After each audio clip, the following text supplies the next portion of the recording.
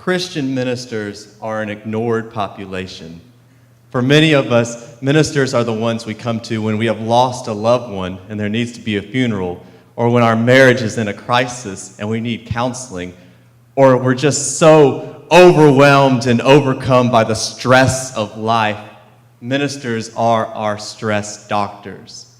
However, even the stress doctors can be overwhelmed by stress, especially when an entire congregation of individuals, that stress coming on to one person can result in burnout for the minister.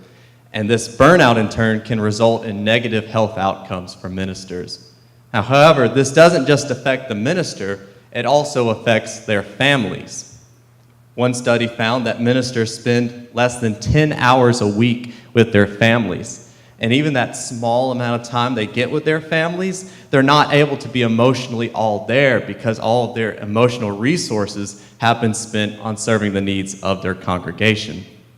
However, this also affects their congregation because after a while, this burnout can make the minister, the stress doctor, unable to deal with his or her own stress, meaning that they can no longer effectively minister and assist the members of their congregation.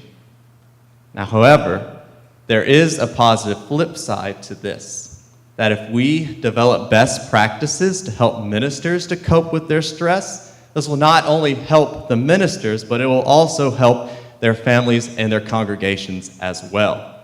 To do this, I just want to briefly introduce to you 3 variables. The first is called work stress. It is exactly what it sounds like. The second is called work-non-work conflict, which refers to the negative spillover from one's work into one's personal life. So you can imagine for a minister, there's a lot of negative emotional baggage that comes from the workplace with them into their personal life.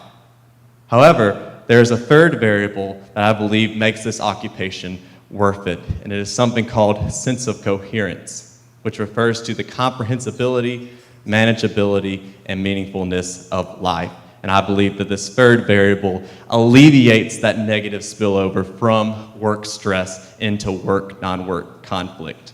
So from this, my thesis, I hope to develop best practices to help ministers to cope with their stress for their betterment, the betterment of their families, and the betterment of their congregations as well. Thank you. Thank you, Rick. Thank you.